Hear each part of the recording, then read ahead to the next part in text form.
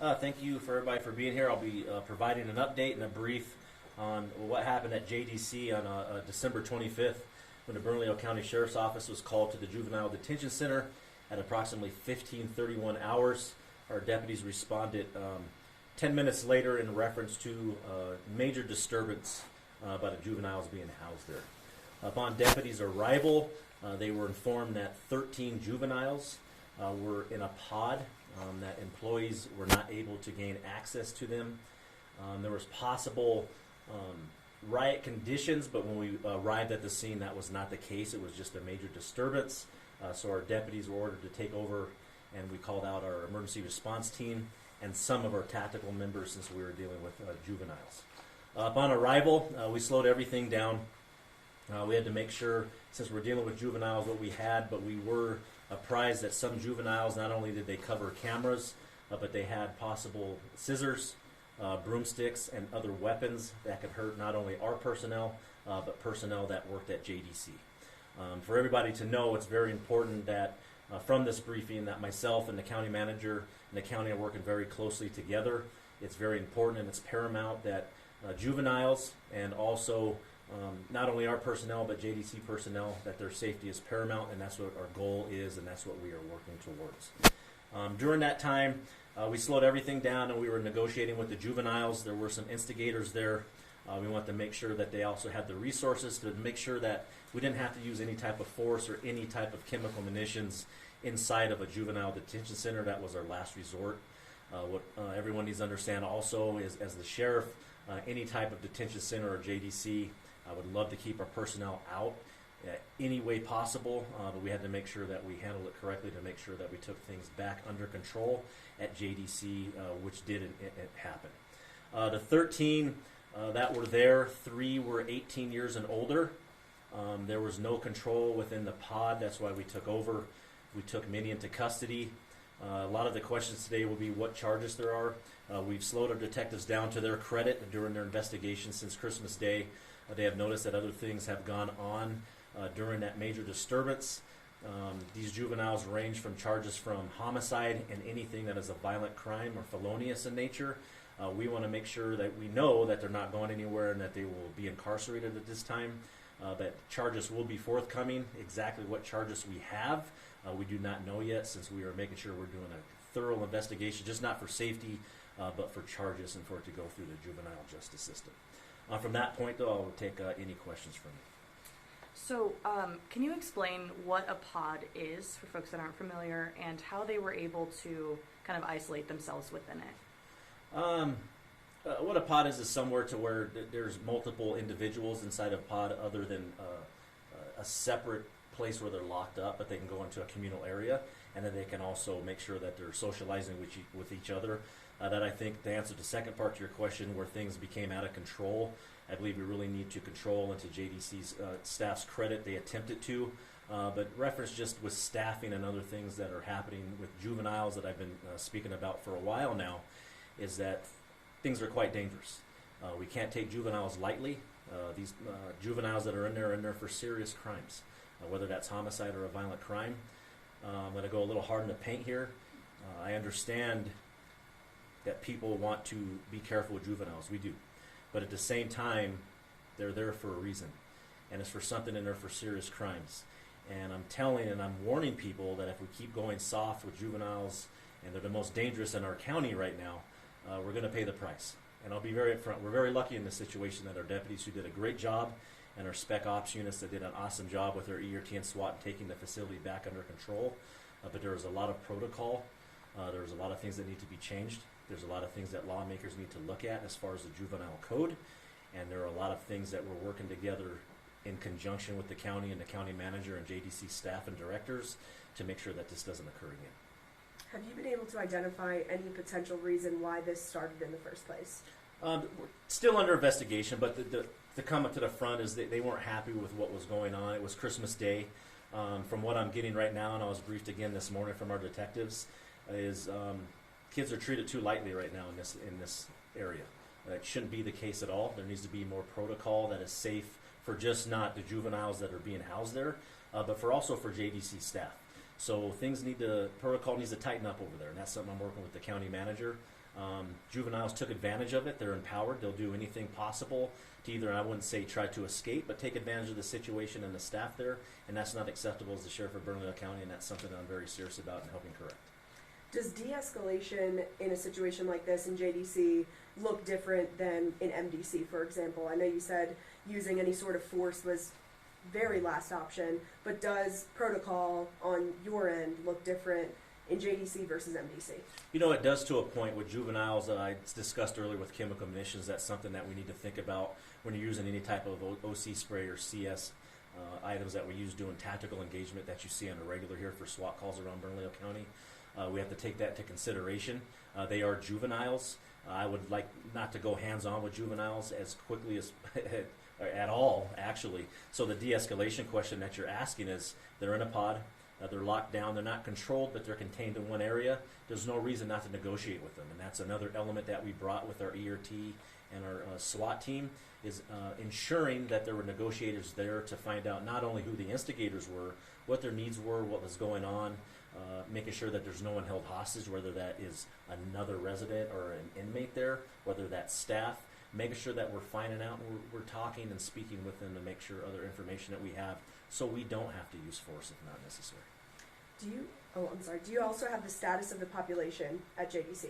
You know, I don't have the exact numbers. You'd have to get that from them. They do a lot with all over the state, specifically Bernalillo and Sandoval County. If the numbers are correct, 56 to 59 in certain areas, but the numbers you'd have to get from JDC. I don't want to misspeak. Okay. I have a couple of questions. The first, can you kind of just describe and define the disturbance and riot language? What would make the difference to actually have made this a riot situation? You know, a riot situation you can compare to, and I worked it when I was working in state police, is Santa Rosa, to where a guard was killed. Inmates had control over control rooms, had control over personnel, had control over staff, had control over just not one pod, but starting to take advantage of the whole system itself. As far as a major disturbance, we know something happened. We didn't see that there were any hostages. At the time, they were stating there might be hostages, but that was people and other residents that were inside that pod. They didn't have any other weapons that we knew other than what I told you, a broomstick, scissors, and metal, as compared to what I saw in Santa Rosa, to where they had weapons and chemical munitions and other weapons to utilize against personnel. The second thing, you mentioned the negotiations. What were some of the things that they were negotiating while they were in that pod and deputies were trying to regain control of JDC? Asking for food for certain items, and I'll be very upfront. They were negotiating to take advantage of what was going on and what they had control over. So when you're asking for 15 to 20 chicken wings, acting like this is a movie, laughing about it, not being serious with our negotiators, saying they have hostages, that's what we take very seriously, but also understanding that they were taking advantage of the situation and we weren't going to allow that to happen. How many guards were on duty in the facility that day? I'll leave that up to JDC, and that's still the investigation that comes at a later time. I don't want to speak on their staffing. I'll let them speak for it. But I will tell you, I would like to have seen more people there, and I wouldn't even call them guards. Again, I'm going to go hard on the paint once again. We're at a juvenile detention center where people have been accused of murder and have been accused of serious violent crimes. I don't know why there aren't guards in there, and I do not know why there's personnel in there that aren't capable and don't have the personnel or the equipment to handle such a situation. I'm warning you, we better stop this. This is why it's out of control here in Bernalillo County. We are now empowering kids that are still there right now as we speak, letting them know what they can do and that we're not handling it correctly. I'm tired of people going soft in the paint on it. It's beyond irritating, and now not only did I have to involve my personnel, we have personnel from JDC, and we also have other inmates that are at that JDC that could have been harmed. We need to stop going soft in the paint on serious violent offenders that are juveniles. Go ahead. What safety mechanisms have been put into place to prevent another disturbance? Immediately for me as the sheriff, we're doing that. We're working on protocol now. Mechanisms that have been put in place is we're helping give advice on the protocol. There is a juvenile code and certain things that you cannot do within a juvenile facility, such as using any type of metal to handcuff, what type of restraint you use, whether or not you can use chemical munitions. Those are the protocols that we're looking at and that I have to go to lawmakers for. As far as what the sheriff's office is doing to provide that advice is making sure the appropriate staffing and making sure that their training program and protocol is followed to the T. And actually, we know mistakes were made. We're all human, but those are mistakes we can't have again. We need to correct those immediately, so that's what we're doing. Hopefully that answers your question. Sheriff, do you have I know you mentioned when in your briefing that many were arrested. Do you have an exact number on how many? So they were detained at the time, and I won't say arrested because we Okay. have not filed new charges. They're already there on current charges, so there's a total of 13. Charges will be forthcoming. I was just, again, briefed this morning by our lead detective. We're finding a lot other info out in the protocol and in the JDC that I don't like and that I'm very concerned about, and that's something I'm working closely with the county manager, but charges are forthcoming. How many of those were for first degree murder, if any? You know, I don't have those numbers off. I'd have to look at the paper, but it was a decent percentage. When do you think the violent juveniles of this community will have a reality check? When adults and lawmakers and law enforcement has a reality check and actually starts holding juveniles accountable. Was JDC a concern of yours before this happened? You know, it's been a concern of mine ever since I was a detective. We've seen it for decades, and you see law enforcement standing behind the cameras. We've dealt with it. A detective just briefed me this morning. I saw a morning report that I'm concerned. To answer your question, yes, I have been concerned. I'm more concerned. The other day, I believe we had a handful of juveniles that are arrested in a stolen motor vehicle. I've told you how important that is to me to dampen the crime here in Bernalillo County, and JDC rejected them. Again, I'm going to go hard in the paint. We need to stop this nonsense. We have people that are, I told you, violent crime, stolen vehicles is a bridge to more violent crime. What do we have at JDC?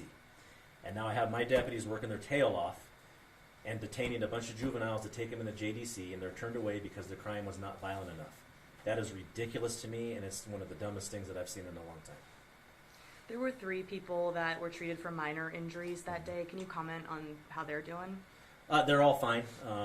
We're making sure as the investigation goes what their treatment is. Nothing serious of nature, but they're, you know, any type of situation like this, you're going to have bumps, bruises, cuts, scrapes, things like that, but nothing serious that was reported to me that I'm concerned about. And just to clarify, you mentioned you didn't want to escalate it to certain levels, but was there physicality that was needed to get the situation under No, control? not at all. Like I said, other than our negotiators, I'm very proud of our emergency response team and our SWAT operators, how they handled the situation. From our new technology, I was able to live stream and watch it live myself.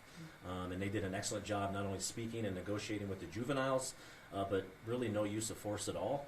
And not saying that that can't happen, but what they did to not only contain themselves and use their training and everything that they've learned is a credit to them. And one last clarification, were these largely males that started this? Was it female? Was it co-ed? How did it go? Largely male, yes. Sheriff, as far as video of this situation, is this something that we can IFRA? Is this something that you would be willing, any sort of response video that you would be willing to share with us? Absolutely. Okay. We had a briefing this morning, so I was talking to our PIO earlier. We'll see if we have to redact anything, but we will get you that video so you can see it and you can IFRA anything you want, as you know, of course. Yeah. But we'll get it to you, so all of that's coming in. I'm just slowed things down a little bit since I'm giving our detectives a little time because we are investigating a lot of other things that occurred during this major disturbance. And I want to make sure that I get that information back to the county manager and JDC directors and personnel to make sure that the protocol is addressed for safety right away. Sheriff, one other thing. You mentioned that some of these juveniles covered cameras around the area. How much more difficult does it make your detectives' jobs to determine kind of who was the leader and the instigator and like kind of what happened before your deputies got there with their body cam? And obviously we have that footage, but how much more difficult does that make it? It makes it difficult, and you know that comes through interviews and looking at different evidence that you have at the scene. But what I would tell you is it makes it more difficult in the totality of the circumstance of everything that I talked about. Is everybody tries to go too soft in the paint with juveniles? They're in there for a reason. They know what they're doing. They know what evidence they're hiding. They know what they're going to do during this time. Again, why are we tiptoeing around on that they're juveniles and we have to treat them so lightly? It's nonsense.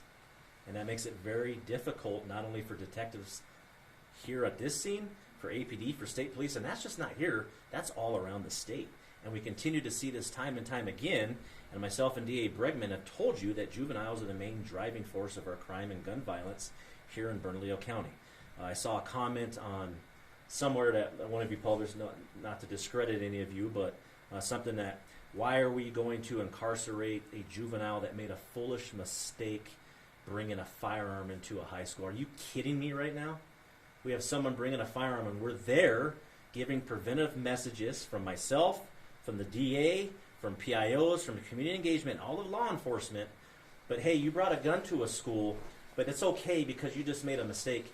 Imagine the parent on the other end of a victim or worrying about their parent's safety. I have a niece and nephew right now that's an APS.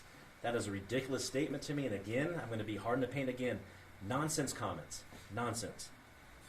Sheriff, one last follow-up from me to the story that you told about your deputies bringing in juveniles they found with the stolen vehicle and being turned away. Who's making those decisions, whether they accept juveniles or not? JDC and also Children's Law. So I have all these paper in front of me. Again, you can see I'm quite irritated, but at the same time, it's my job as an elected official to communicate, and we come up on a great time of a 30-day session that's budgetary. And I called for a special session, and I will not back down on that when we had the issue before with gun violence. We have to address this.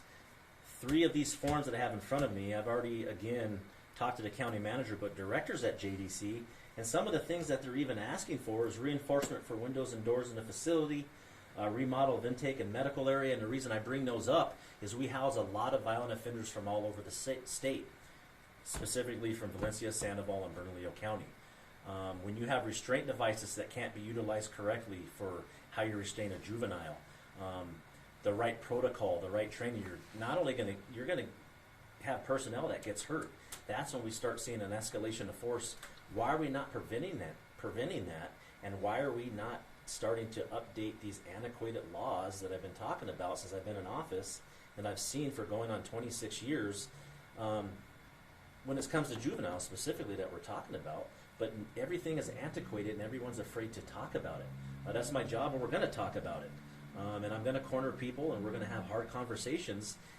They are forgetting that while we're sitting in our nice warm office overlooking the city, that there's people right now, not only my deputies, but MDC personnel, JDC staff, New Mexico State prisons that are dealing with on the ground every day, and there's protocols and not laws, but protocols and rules that are working against them to do their job safely, thus not keeping the inmates themselves safe. What are we doing?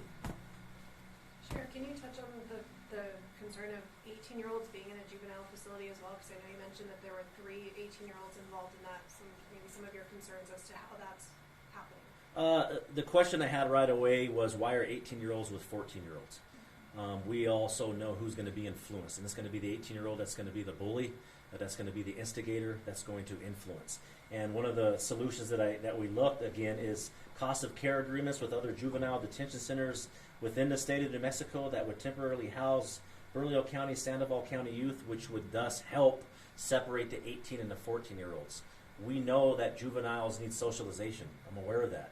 But we also know that 18-year-old people right now that have committed a murder know what they're doing. They didn't do it by mistake. They're waiting for the adjudication process. They're influencing 13 and 14-year-olds. Now we are educating 13 and 14-year-olds. Everyone wants to talk about education. Well, guess what? When you mix ages like that, you're giving them a bad education on what not to do, how to hide your crime, and how to do a higher crime. Bottom line. What were the age ranges of, everybody involved, juveniles involved? So I'm still commenting anywhere from 13 to 18 years of age. And I'd just like to ask one more time, for community members that heard about this happening and are now concerned, how did this happen? Could it happen again? Am I in danger of kids getting out of this facility?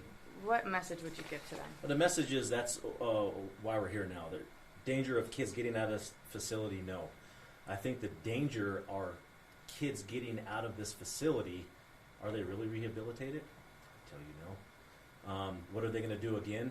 What about the juveniles that are being rejected from deputies and officers with just not in Bernalillo County but state of New Mexico? We're empowering them ourselves, people. I don't know what else to tell you anymore. As far as the facility itself, no, it's safe, and that's what we're looking at protocol. We have detectives over there as we speak. I'll always give advice. And I said we work very closely with the county and directors to make sure that we're working in concert in how we respond. Sheriff, I'd heard the only injuries that were involved were the kids had inhaled some fire extinguisher dust from self-initiated trying to put out cameras and such. Can you speak to that? Do you know if that's I can speak to that. That is true on things we've seen, but what I stated earlier is we're investigating other crimes that have occurred. So while that investigation is going on, I won't comment on that as far as making sure that we keep the validity and the progress of the investigation going in a positive direction. But we'll probably see other injuries, other items, other issues, other concerns come from that investigation. And that's why we have detectives, to their credit, that slowed it down themselves.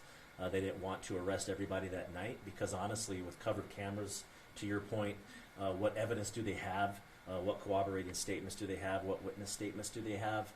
They want to make sure that they do a thorough investigation, just not for an arrest, but again, as I stated, to make sure that everybody's safe. And to your question, can they get out? Is the community safe? We want to make sure that we're answering all those questions, and then we actually have a solution to each one of those questions. Anybody else? Good. All right, thank you.